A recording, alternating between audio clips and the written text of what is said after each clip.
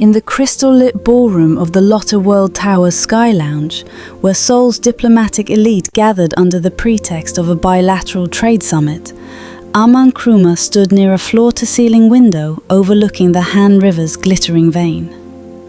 Her emerald silk gown caught the chandelier light in quiet defiance of the room's muted navy and charcoal palettes, bold against the careful restraint of Korean formality.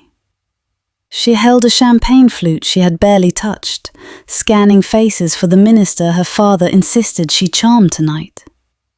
Across the sea of tailored shoulders and discreet laughter, Kyung-tae, ghost, row, leaned against a marble column, untouched by the crowd's orbit.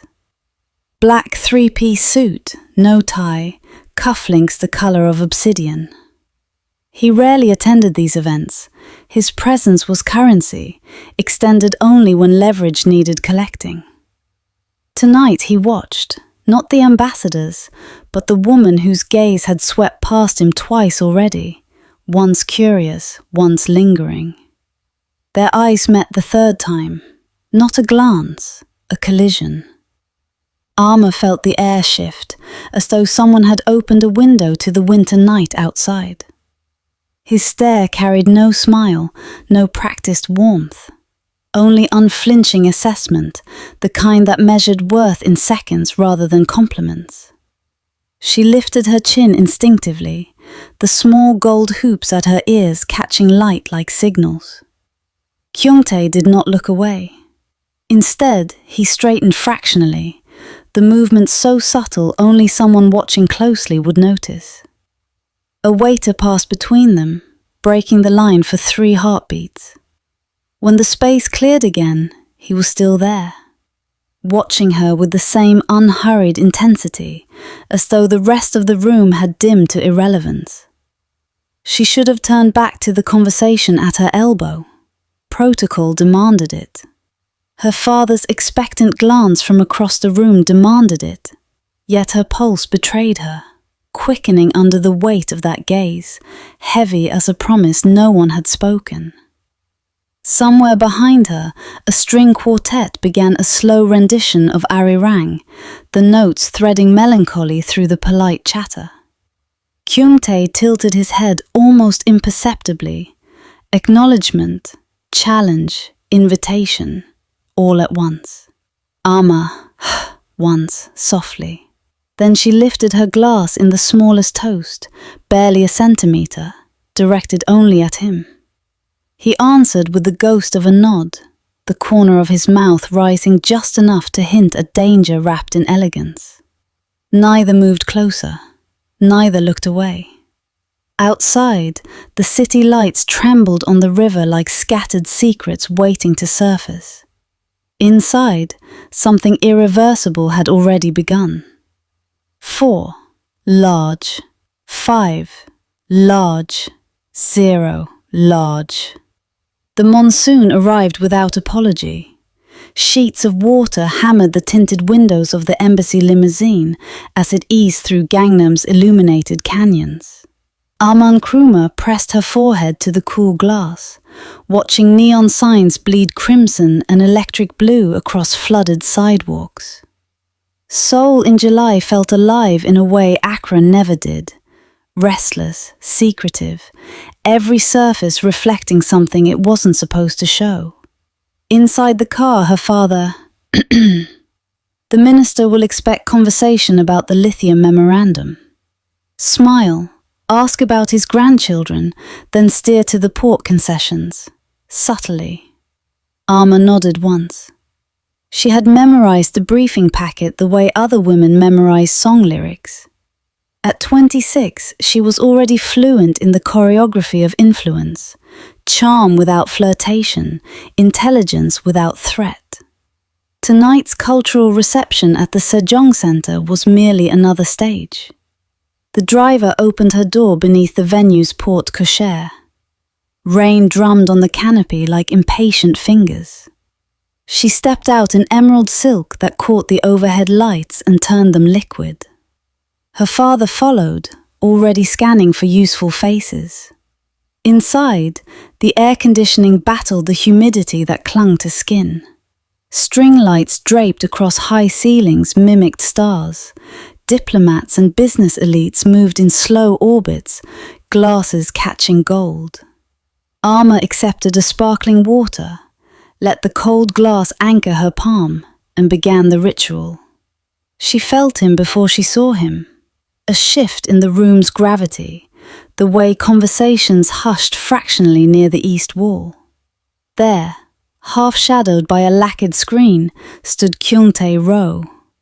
Black suit tailored to suggest rather than announce power. No entourage tonight, just one man who made the space around him feel borrowed. Their eyes met across 30 meters of polite laughter and clinking crystal. The contact lasted 2 heartbeats too long. Arma turned away first, pulse betraying her with a sudden traitorous skip. She moved toward the Ghanaian cultural display, Kentu patterns beside hanbok silk, a deliberate diplomatic harmony, and pretended to study a bronze adinkra symbol. Her skin prickled as though his gaze still rested there, steady, unblinking. An hour later the reception thinned. Her father was deep in discussion with the Japanese trade attaché. Arma excused herself for air. The side exit deposited her under a narrow overhang. Rain roared beyond it, turning the street into a black mirror veined with light. She opened the small folding umbrella her aide had pressed into her hand earlier, black, discreet, and stepped into the deluge. 3 strides in, the wind snatched the canopy sideways. Water sluiced down her neck, cold shock against fevered skin. She laughed once, sharp and surprised, then fought to right the umbrella. A shadow detached from the building's corner. Kyung-tae appeared without sound, larger in the rain than he had seemed indoors. He carried no umbrella, only the collar of his coat turned up, droplets tracing the sharp line of his jaw. He stopped 2 paces away, close enough that she smelled cedar and rain on wool. Wordless, he raised one hand. Arma hesitated, then extended her broken umbrella toward him. Their fingers brushed as he took the handle, deliberate, unhurried contact that sent current up her arm. He tilted the canopy to shield her completely, leaving half his shoulder exposed to the downpour. Water darkened the fabric in seconds. Neither spoke. The city noise fell away until only rain existed between them, rhythmic, relentless, intimate. Arma lifted her eyes. His were darker than memory, pupils wide in the low light, studying her with the same unflinching assessment from the ballroom. No smile, no practiced line, just quiet, dangerous curiosity.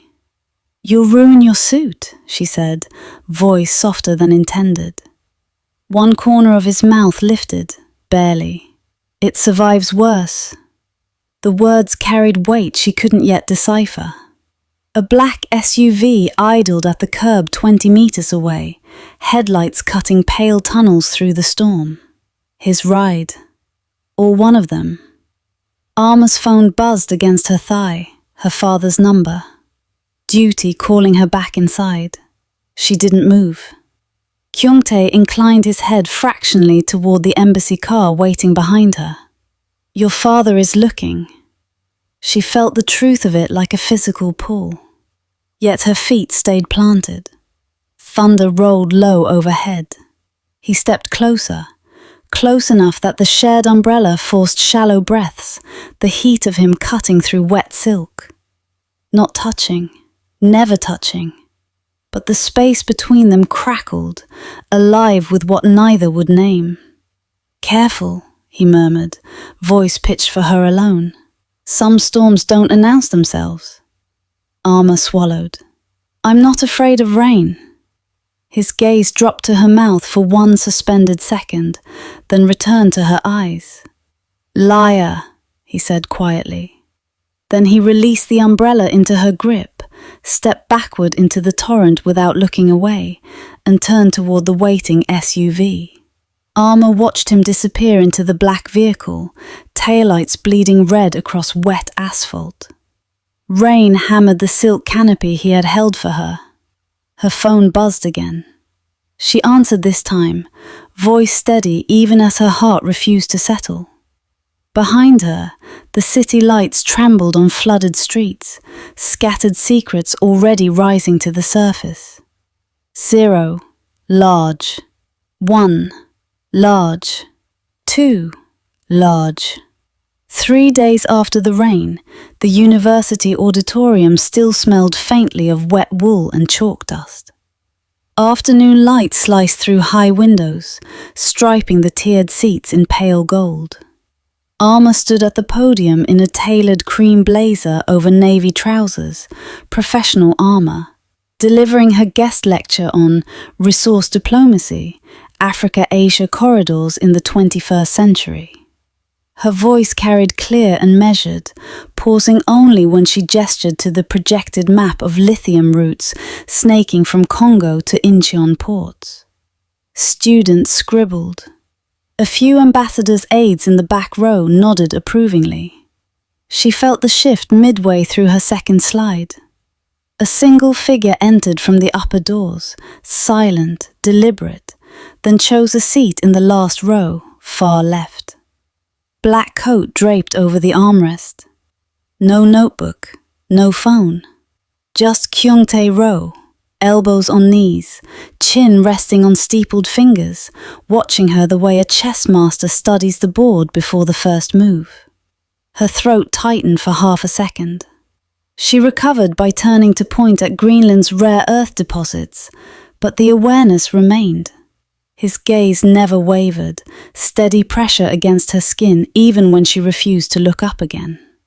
The Q&A lasted 20 minutes. Questions about sanctions, ESG compliance, port capacity.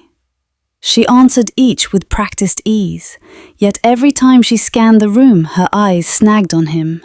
Unmoving, expression unreadable. When the moderator thanked her, applause rose polite and brief. Students filed out. Aides approached with cards and compliments. Kyung-tae waited until the last straggler left before rising. He descended the aisle without hurry. Armor gathered her notes slowly, pulse loud in her ears. By the time he reached the stage, she had zipped her laptop case and slung it over one shoulder. "Impressive," he said, voice low, almost private. "You make geopolitics sound like poetry." She met his eyes then, direct, unflinching. "And you make silence sound like strategy." One brow lifted fractionally. "Touché." He stepped onto the platform, closing the distance until only the podium remained between them.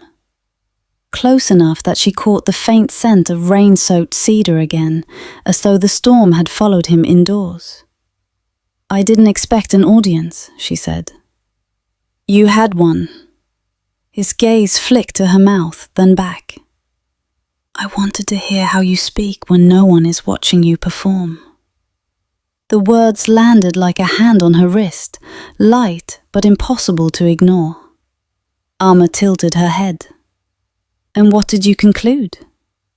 "That you're dangerous when you're honest." He leaned one palm on the podium edge, sleeve brushing wood. The posture brought him nearer without crossing into her space. Yet the air thickened anyway. "You believe the corridors can be clean?" "I know they never are." She exhaled through her nose. "Optimism isn't naivety, Mr. Rowe." "Kyung-tae," he corrected softly. The correction felt intimate, forbidden. She should have stepped back. Instead, she held ground. "Kyung-tae, then tell me, why are you here?"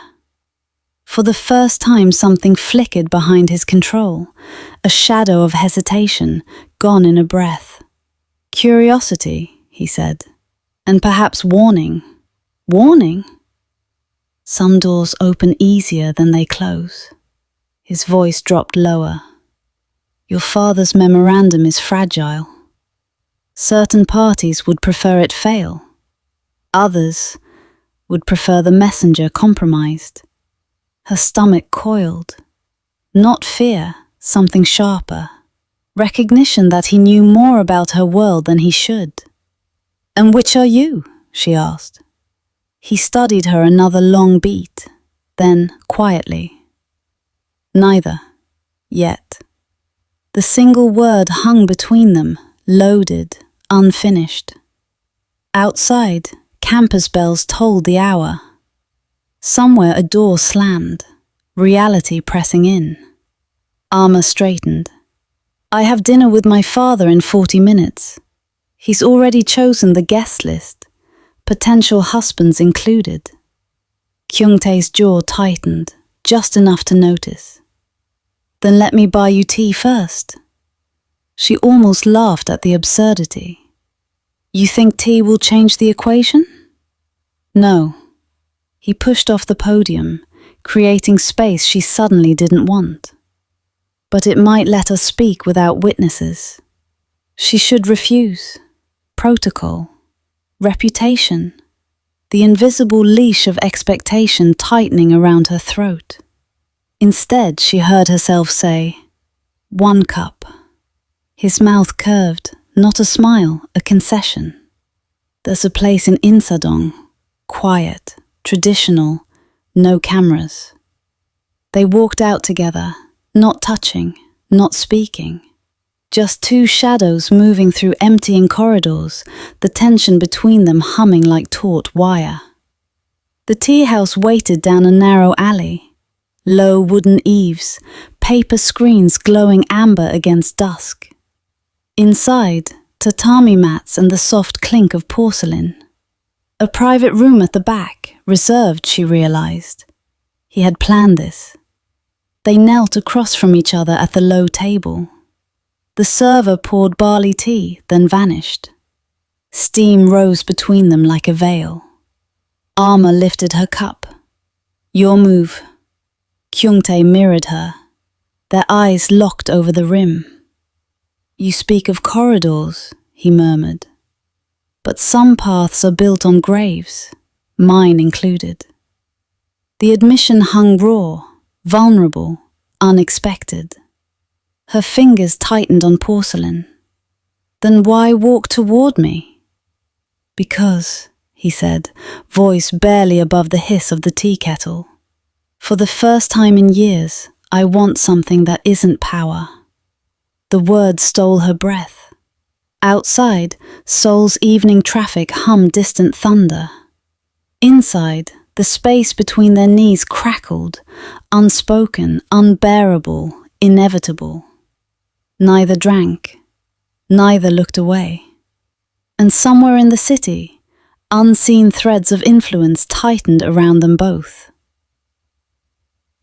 5. Large. 8. Large. 0. Large. 3. Large. The storm returned the following Thursday, uninvited and merciless. Seoul National University's main library closed at 10, but the graduate reading room stayed open until midnight for thesis writers and the occasionally sleepless. Arma had claimed a corner table on the 3rd floor, surrounded by towers of international law texts and the laptop screen glowing accusations of unfinished footnotes. Rain lashed the tall windows in diagonal fury, turning the glass into rippling black mirrors. She didn't hear him arrive. One moment the aisle was empty. The next, Kyung-tae stood at the end of her row, coat dripping onto the carpet in soft, deliberate drops. No umbrella this time. He looked like he'd walked straight through the downpour on purpose. Dark hair plastered to his forehead, shirt clinging in places that made her throat go dry before she could stop. He didn't ask permission, just pulled the chair opposite hers, turned it backward and sat straddling it so the backrest formed a barrier he clearly had no intention of respecting. "You're soaked," she said, voice barely above library whisper. "You're still here," His eyes traced the open book in front of her, then lifted to her face. Working late or hiding? Both. She closed the text slowly. The memorandum vote is tomorrow. My father wants the family optics perfect. No distractions. Kyung-tae's gaze darkened. I'm the distraction. It wasn't a question. Thunder cracked outside, close, bone deep. The lights flickered once, twice. Somewhere down the hall, a door slammed shut as the last student fled. Arma leaned forward, elbows on the table, closing half the distance between them. You didn't come here to talk politics? No. He mirrored her posture, forearms resting on the chair back, sleeves rolled to the elbows. The faint scent of wet wool and cedar rolled toward her again, warmer now, closer. I came because I can't stop thinking about the way you looked at me in that tea house. Her breath caught, sharp, audible in the silence. He noticed, of course he did. Tell me to leave, he said quietly. And I will. No questions. No follow-up. The offer hung there, clean exit, plausible deniability. She should take it. Instead, she reached across the narrow table and brushed a single droplet from his temple with the pad of her thumb. The contact was feather light, but it felt like pressing a live wire to skin. His eyes flared, pupils swallowing the iris until only black remained. Neither pulled away. You're cold, she murmured. You're burning. His voice was rougher now, frayed at the edges. Lightning flashed, bleaching the room white for a heartbeat. In that split second, she saw everything. The tension in his jaw, the way his fingers flexed against the chair back as though fighting not to reach for her, the veins standing out along the side of his neck. Then the light steadied again, softer, more intimate. Arma slid her hand down until her fingertips rested against his wrist, pulse hammering beneath her touch, fast and unsteady.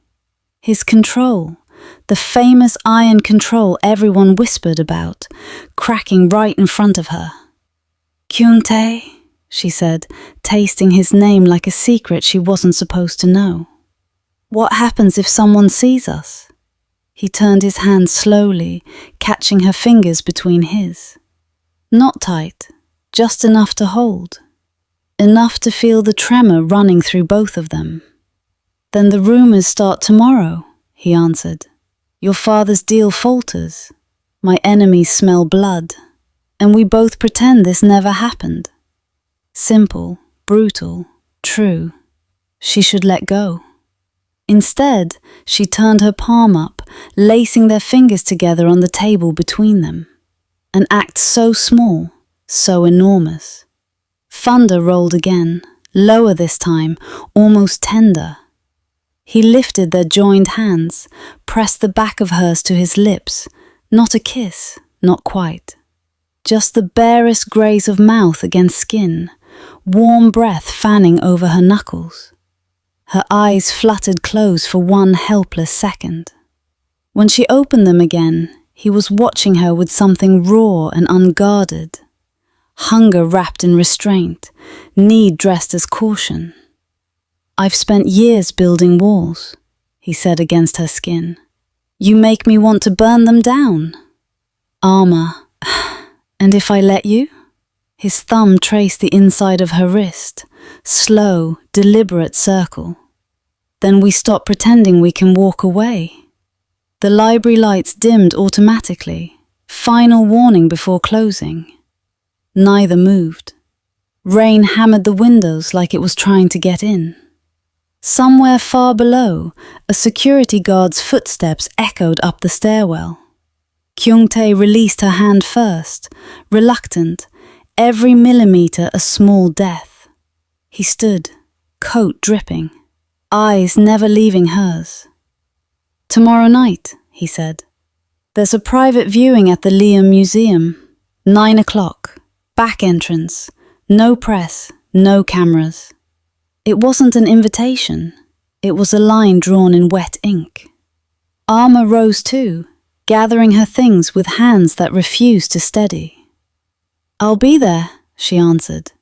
He nodded once, sharp, final. Then he turned and walked away, footsteps silent on soaked carpet, leaving only the scent of rain and the ghost of his touch behind. Outside, the storm showed no sign of ending. Inside Arma's chest, something else had just begun. The Liam Samsung Museum of Art closed to the public at 8. By 9, the galleries were empty except for low emergency lighting and the soft hum of climate control. Kyung-tae waited at the service entrance off the alley behind the main building. Black cashmere coat unbuttoned, hands in pockets, breath visible in the November chill that had finally chased the monsoon away. Arma arrived at 9:03, stepping from a taxi whose driver had been paid extra to forget the destination. She wore charcoal wool trousers and a deep burgundy coat that brushed her calves. Collar turned up against the wind. No jewelry tonight except the thin gold chain at her throat. Simple, deliberate, like armor stripped to its essentials. He didn't speak when she approached, just pushed the door open and held it until she passed through. Inside, the corridor smelled of stone and faint incense. He led her up a narrow staff staircase to the third-floor contemporary wing, where a single exhibition room remained lit for private viewing. The door clicked shut behind them. The space held only one piece tonight. A massive Lee Ufan installation, vast grey canvas streaked with single, precise mineral pigment lines, repeated until the repetition became meditation. The painting dominated the wall like silence made visible. Kyung-tae stopped in the center of the room, turned to face her. "No guards," he said. "No cameras in here, just the painting and us." Arma walked slowly toward the canvas, eyes tracing the thin vertical marks. "It looks like restraint," she murmured. "Every stroke controlled. Every space intentional." "Or loneliness," he answered. "Space left because nothing else is allowed inside." She turned to him then, really looked. He had shed the coat, left it folded over a bench, shirt sleeves rolled to mid-arm, revealing the faint scar that curved along his left wrist like a signature he never explained. The room's cool air raised gooseflesh on her arms beneath the coat. She unbuttoned it slowly, let it fall to the bench beside his. They stood 3 paces apart. The painting watched. "You brought me here to show me art?" she asked. "No." He took one step closer. "I brought you here because this is the only place I own that isn't poisoned by what I do." The admission landed heavy. Arma closed the remaining distance until the toes of her boots nearly touched his. "And what do you do, Kyung-tae? Exactly." He exhaled through his nose, once, sharp. "I move money no one can trace. I move people who need to disappear. I keep certain politicians comfortable and others afraid. And every night I calculate how long until someone decides the price on my head is worth collecting." Her pulse thundered at the base of her throat. She could see it, his carotid jumping beneath skin. "And me?" she whispered. "Where do I fit in that equation?" His hand lifted, hesitated, then settled against the side of her face, palm warm, thumb brushing the high curve of her cheekbone. The touch was so careful it hurt.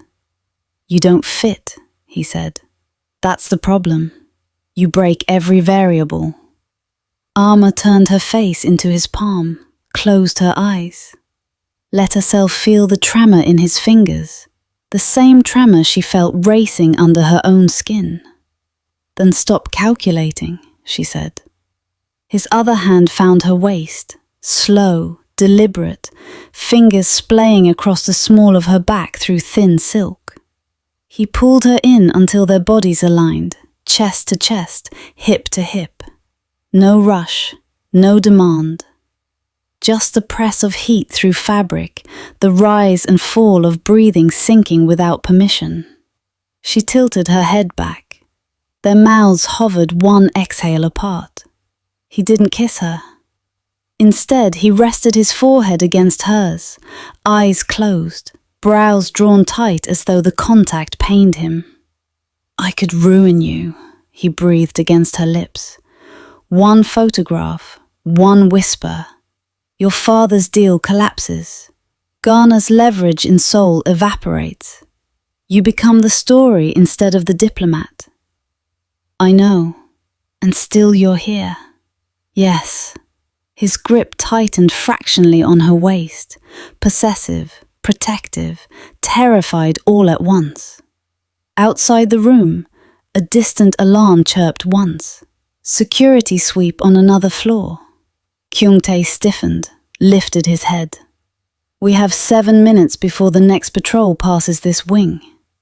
Arma's hands rose to his chest, fingers curling into the fabric over his heart. "Then use them." He searched her face, searching for doubt, for retreat. Found none. Slowly, agonizingly, he lowered his mouth to the corner of hers. Not a kiss, a graze. The barest brush of lips against skin, warm and trembling. She felt his breath hitch. Then he moved, slid his mouth along her jaw, down the column of her throat, pausing where her pulse beat wild and fast. He didn't bite, didn't suck, just pressed open-mouthed heat there, letting her feel the restraint it took not to take more. Arma's fingers threaded into his hair, held him against her skin. A low sound escaped his throat, half growl, half surrender. The alarm chirped again, closer now. He pulled back just enough to meet her eyes. Pupils blown wide, control hanging by threads. "Next time," he rasped, "we don't stop at 7 minutes." She nodded once, small, certain. He released her, stepped back, picked up both coats, draped hers over her shoulders with careful hands. They left the room together, silent, composed. Two strangers again to any camera that might catch them in the corridor. But the painting stayed behind. Those endless grey lines, the deliberate spaces between. Fractured, beautiful, unfinished. And somewhere in the city, her father's phone lit up with an anonymous message. Grainy photo of a woman and a man entering the Liam's service door at 9:02. The first fracture had begun. The Hanok gate closed behind her with the softest click, but inside Amma's chest it sounded like a vault sealing shut. This is madness. This is the exact line Father warned me never to cross, not with politics, not with men, not with anything that could make the family name a headline instead of a signature on trade agreements. And yet here I am, stepping over it barefoot, heart slamming so hard I can taste copper. Kyung-tae moved ahead of her through the shadowed Ngawa, every step measured, every breath controlled. She watched the line of his shoulders beneath the dark linen, how they rose and fell just a fraction too quickly. He's nervous too. The man who makes generals sweat is nervous because of me. That should terrify me. Instead, it makes me want to crack him open and see what bleeds. The inner room smelled of cedar smoke and warm stone. One camellia floated in a celadon bowl, white as surrender. He knelt first. She followed, knees brushing the tatami so close their shadows overlapped on the low table. He poured tea, hands steady, too steady. He's performing calm the way I perform poise at embassy dinners. We're both liars tonight. You're shaking, he said, voice low enough that the words felt private even in an empty house. Alma stared at her own fingers wrapped around the cup, trembling like leaves in wind she couldn't name. I could lie, say it's the cold, say I'm tired. But he would see through it, and I'm so tired of being seen through and still pretending. I told my father I was meeting a study group, she heard herself confess. He asked why a private car at 11. I lied. To his face. The man who taught me integrity from cradle to podium. Kyung-tae set his cup down without drinking. The porcelain clicked once, sharp as a snapped promise. She lied for me. Not for power, not for favor, for this. For whatever fragile, stupid thing is happening between us right now. I should send her away before I ruin her the way everything I touch eventually ruins. Why come? He asked, though he already knew. Needed to hear it anyway. Alma lifted her eyes. Because lying to him felt less wrong than lying to myself for one more night. The words landed like a blade between his ribs. She's choosing truth over safety, over family, over everything she was raised to protect. And I'm the blade she's pressing against her own throat. I should stop this. I should walk out into the night and never look back. But God help me, I can't. He reached across the table, palm open, fingers spread. Not grabbing, offering. If she takes it, there's no going back. If she doesn't, I'll survive. I always survive. But surviving without this, without her, feels like a longer sentence than any prison I've ever avoided. Alma stared at his hand. 3 heartbeats. 4. This is the moment. The last clean exit. Take it, Alma. Walk away. Protect the deal. The legacy. The future everyone expects. Or, she placed her palm over his. Fingers threading, locking. His grip closed instantly, hard, almost bruising, desperate. She chose me. Over everything, over reason, over ruin. I don't deserve this. I never deserved this. But I'm not noble enough to let it go.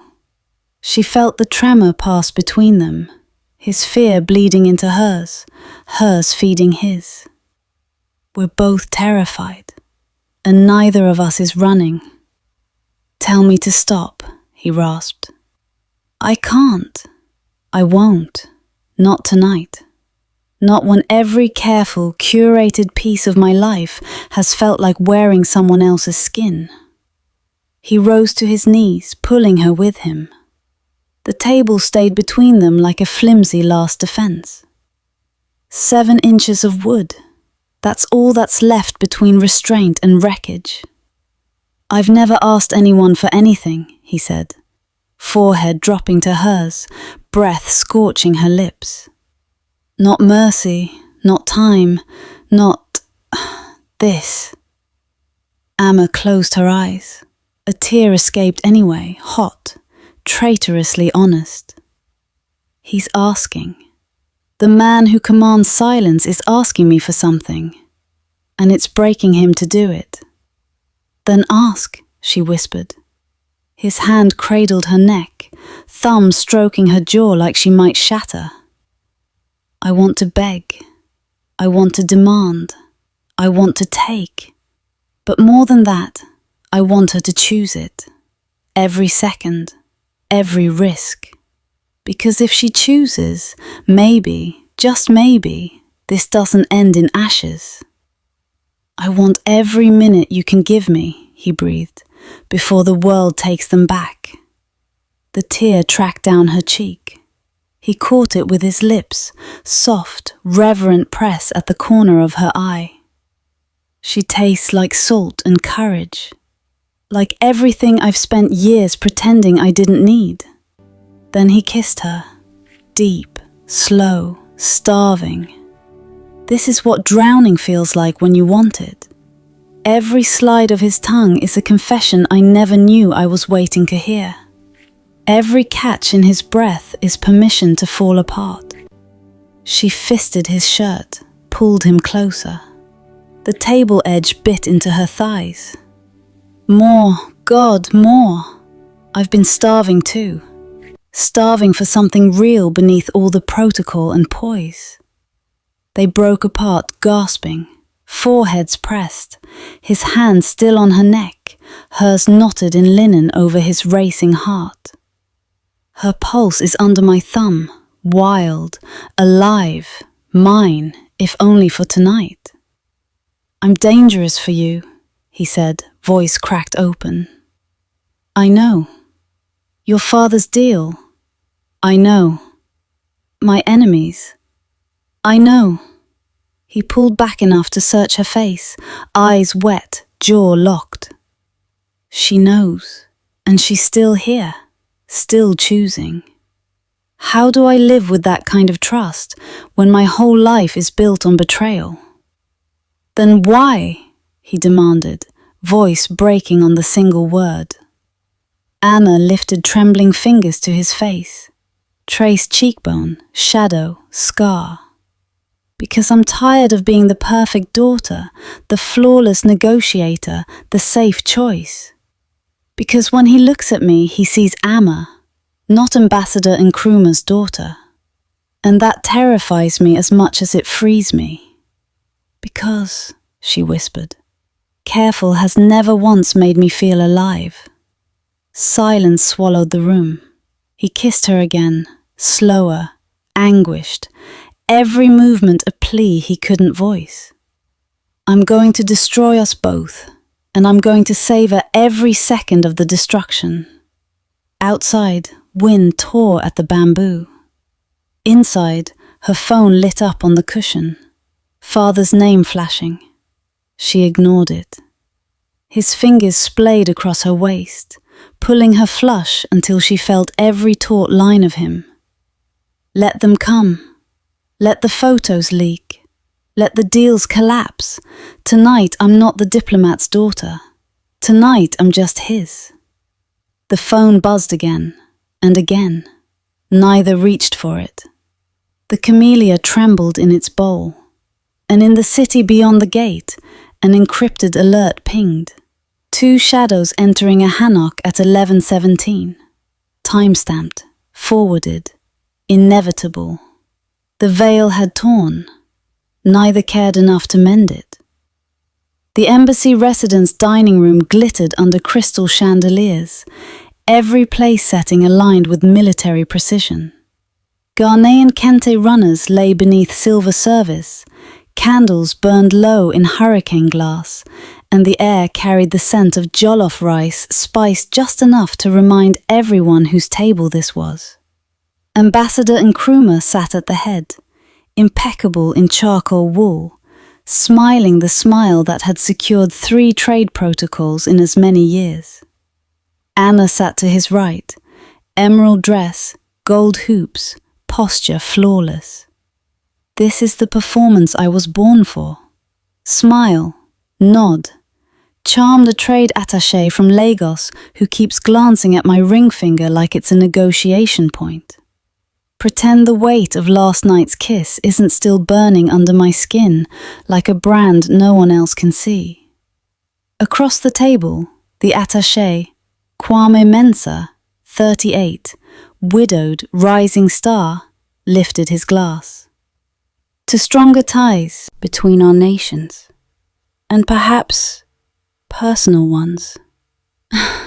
Polite laughter rippled. Amma's father's eyes flicked to her, expectant, approving.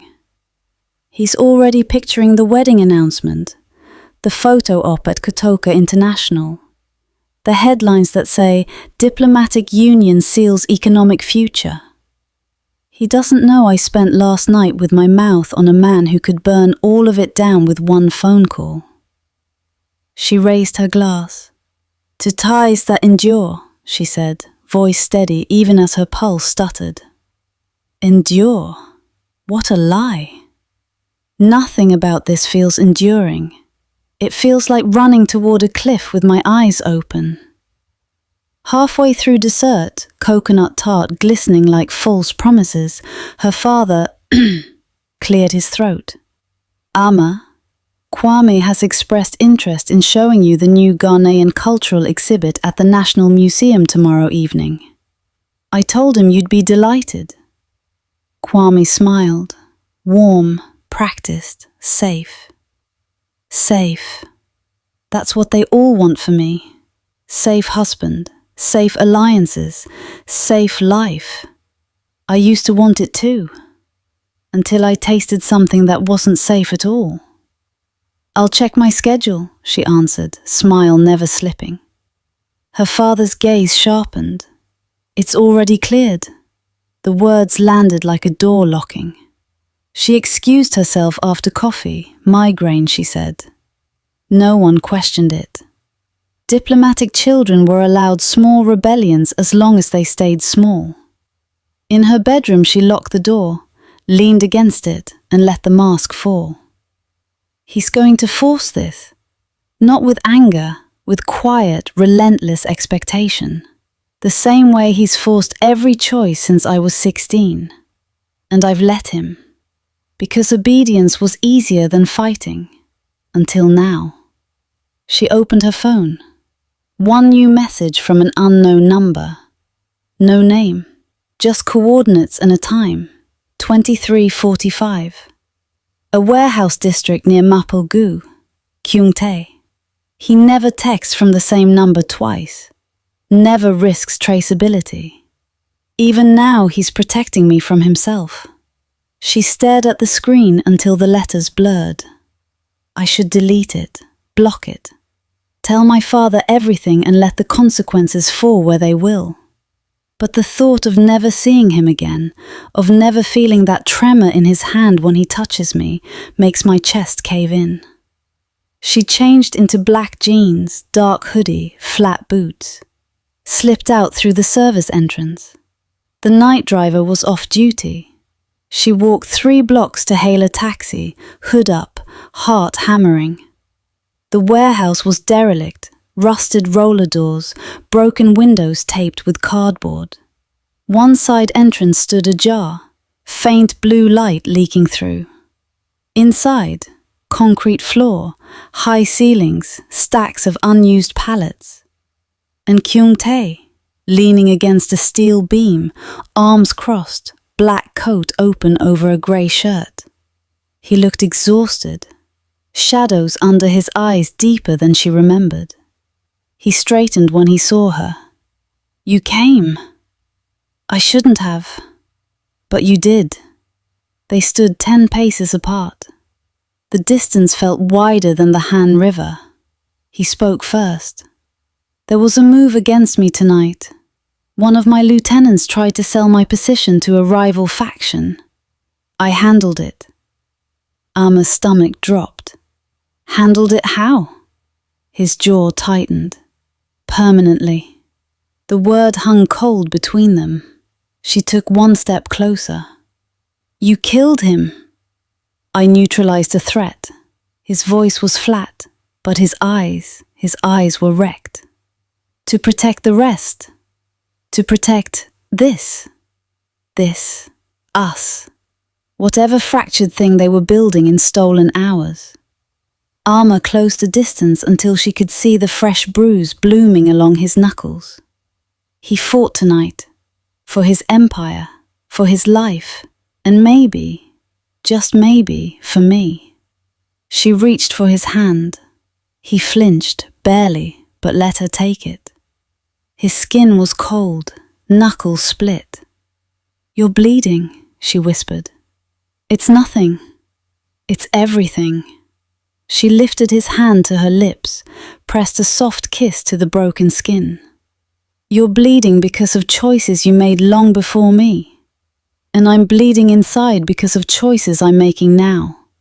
His other hand rose, cupped her face, thumb tracing her cheekbone like he was memorizing it before it vanished.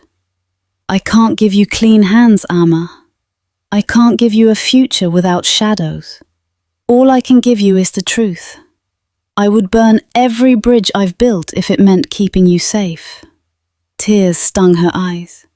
He's offering me the only thing he has left, honesty wrapped in violence. And I'm offering him nothing but risk. My father's wrath, my country's reputation, my own heart breaking in slow motion. She rose on her toes, kissed him, slow, aching, tasting salt and copper and regret. When they parted, his forehead rested against hers, breathing ragged. My enemies have your photo now. Not just entering the hanok, leaving it too. They're waiting for the right moment to use it. Her heart stuttered. Then use tonight, before they do. He searched her eyes, searching for fear, for retreat. Found only certainty. He pulled her deeper into the warehouse, past crates, into a small office lit by a single death lamp. Door locked behind them. No table between them this time. No pretense. He backed her gently against the wall, hands framing her face. Tell me to stop. I won't. His mouth crashed down on hers, desperate, devouring, every kiss a plea and a goodbye at once. This might be the last time. This might be the only time that matters. I'm going to remember every second.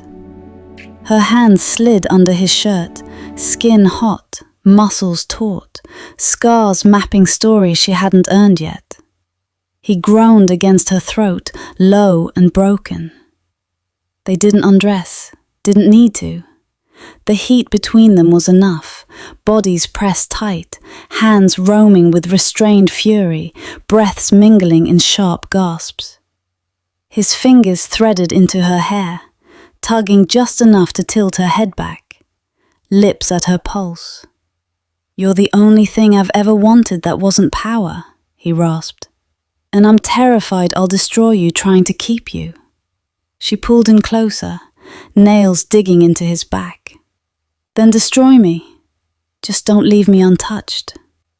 Outside, a car engine idled somewhere in the dark. Headlights swept once across broken windows. Neither looked.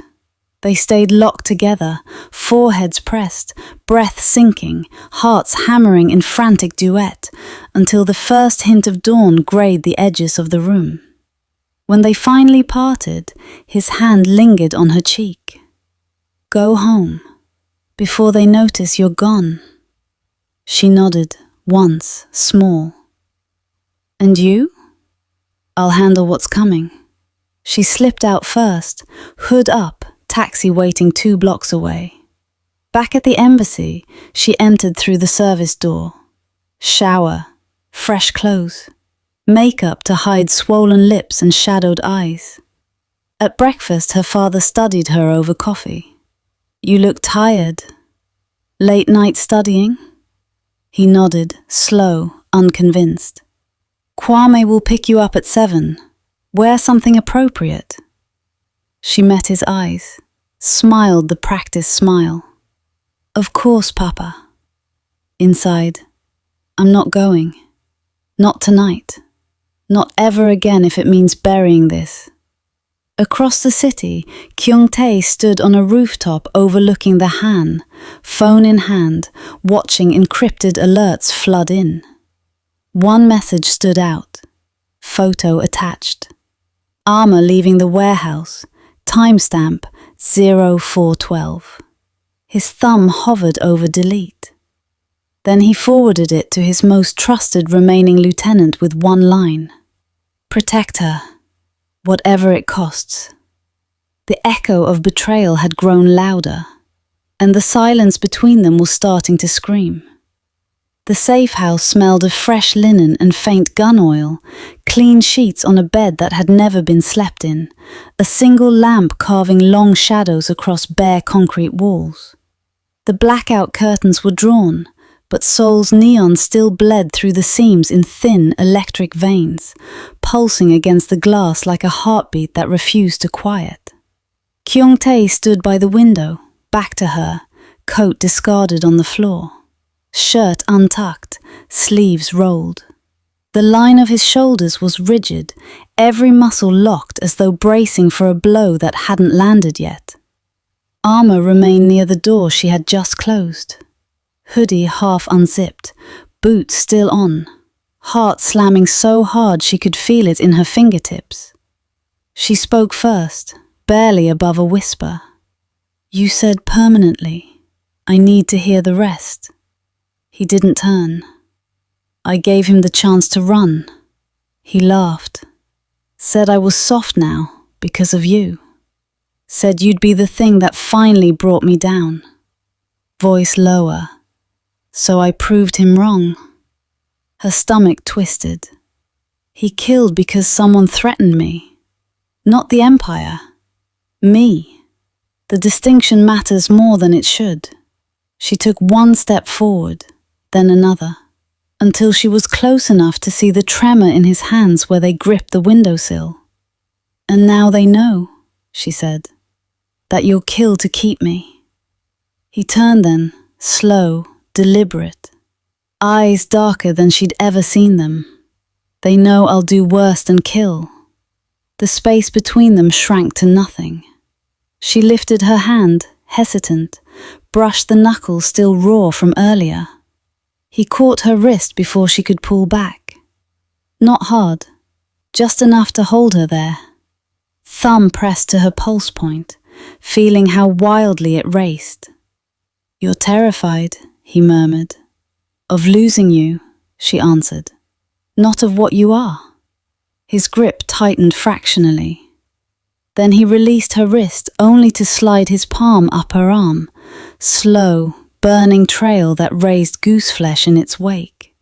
When he reached her shoulder, he cupped the back of her neck, fingers threading into her hair, tilting her face up until their mouths were one trembling breath apart. "I've never let anyone this close," he said against her lips. "Never let anyone see the cracks. If I let you in all the way, you'll see the parts that can't be fixed. And you'll leave."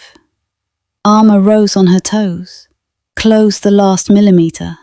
Their lips brushed, barely contact, yet it felt like lightning striking bone. "Then show me," she whispered. "Show me everything. And watch me stay." Something inside him gave way. He kissed her, slow at first, almost reverent, like he was afraid she'd vanish if he moved too fast. But when she parted her lips, when she sighed into his mouth, the restraint shattered. His hand slid down her back, possessive, desperate, pulling her flush until every inch of her pressed against every inch of him. She felt the hard line of his chest, the rapid thud of his heart mirroring hers, the way his breath hitched when her fingers slipped under his shirt to trace the warm, scarred skin of his abdomen. He groaned, low, broken, against her throat. "You undo me," he rasped, lips grazing the sensitive spot beneath her ear. "Every time you touch me, I forget how to breathe." She turned her face into his neck, inhaled him, cedar, smoke, the faint metallic edge of adrenaline still on his skin. "Then don't breathe," she murmured. "Just feel." He lifted her, effortless, reverent, carried her to the low couch and lowered them both until she straddled his lap. Her knees bracketed his hips. His hands framed her waist, thumbs stroking the strip of bare skin where her hoodie had ridden up. Slow circles, torturously slow. Their foreheads pressed together, breathing the same air. Eyes locked so close she could see the gold flecks in his irises, the damp sheen gathering at the corners. "I love you," he said, voice raw, cracked open. "I've loved you since that first rain-soaked night when you looked at me like I was worth saving. And it terrifies me because I've never had anything worth losing before." Tears spilled down her cheeks, hot, silent.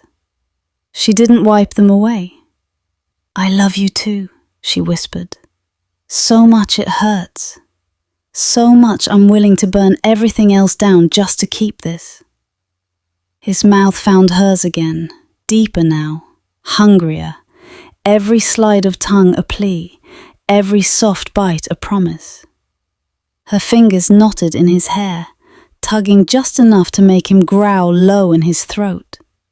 His hands roamed higher, under her hoodie, palms flat against the bare curve of her back, pulling her impossibly closer until there was no space left, no air, only heat and heartbeat and the slow, exquisite unraveling of every last defense.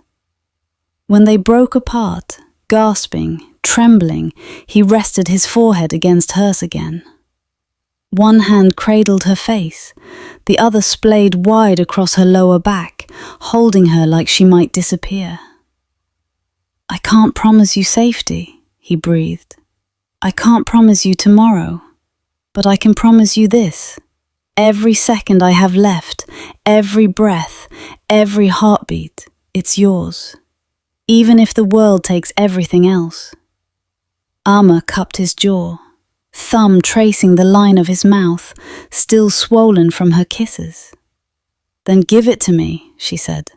All of it, right now. He kissed her once more, slower, deeper, achingly tender. Hands sliding up her ribs, thumbs brushing the undersides of her breasts through thin fabric, restrained, reverent, yet burning with the promise of more. They didn't rush, didn't tear clothes. They simply held each other, bodies aligned, breath sinking, hearts hammering in frantic, perfect unison, savoring the unbearable sweetness of almost, of not yet, of knowing this might be the last time they could touch like this before the storm broke. Outside, the city lights trembled harder against the curtains, secrets rising, pressing, demanding entry. Inside, time stopped. And for one suspended heartbeat, nothing else existed except the two of them, raw, exposed, irrevocably entwined. The Han River at first light was a sheet of molten silver, mist rising off the water like breath held too long. Kyung-tae waited on the pedestrian bridge near Yeouido, black coat open to the cold dawn wind, hands in pockets, eyes fixed on the opposite bank where the city's glass towers caught the first pink rays and turned them bloody. Amma arrived at 6:47 a.m. She had walked from the nearest subway exit, hood up, scarf wrapped high, no makeup, no diplomatic polish, just her. The woman who had kissed him until dawn in a safe house, who had whispered, "Choose me," like it was a prayer and a curse. She stopped 5 paces away. The bridge was empty except for them and the river's low murmur. Neither spoke at first. Then she lifted her chin, the same small gesture she'd used in the ballroom all those months ago. I didn't go to the museum with Kwame last night. I told my father I was ill. He believed me for about 12 minutes. Then he showed me the photo. Kyung-tae's jaw tightened. Which one? The warehouse, 4:12 a.m. You and me, leaving together. She exhaled once, sharp. He didn't shout. He just sat behind his desk and asked if I understood what this would cost Ghana. The trade talks, the lithium routes, the reputation we've spent years building. Kyung-tae took one step closer. And what did you tell him? I told him I understood exactly. Her voice cracked on the last word. Then I walked out, packed one bag, left a note saying I needed time. I didn't say goodbye. He closed the distance until only the width of a breath remained. You chose. I chose. His hand lifted, slow, trembling, cupped her face. Thumb brushed the shadow under her eye where exhaustion had painted bruises. They'll come for you. My enemies, your father's security detail. Diplomats who think scandal is worse than death. I know. He searched her eyes, searching for regret, for the moment she would turn back.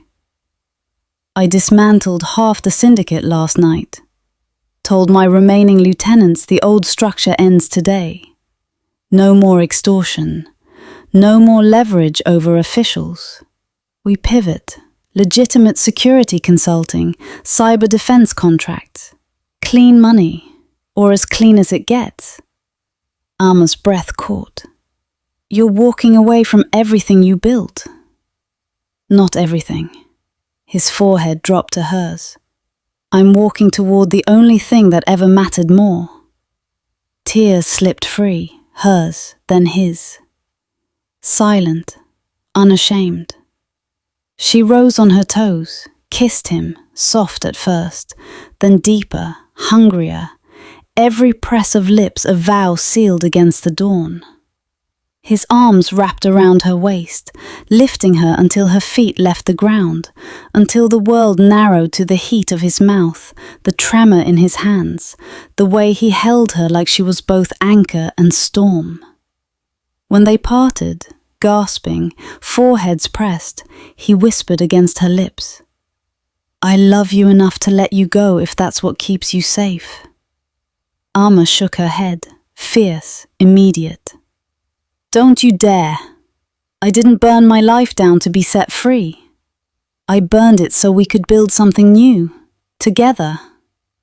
He exhaled, shaky, relieved. Then we disappear for a while, not forever.